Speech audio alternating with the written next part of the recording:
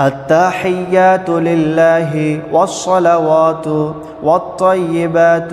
السلام عليك أيها النبي ورحمة الله وبركاته السلام علينا وعلى عباد الله الصالحين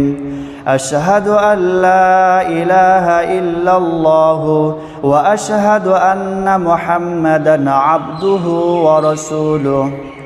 اللهم صل على محمد وعلى آل محمد كما صليت على إبراهيم وعلى آل إبراهيم إنك حميد مجيد اللهم بارك على محمد وعلى آل محمد كما باركت على إبراهيم وعلى آل إبراهيم إنك حميد مجيد اللهم إني ظلمت نفسي ظلما كثيرا ولا يغفر الذنوب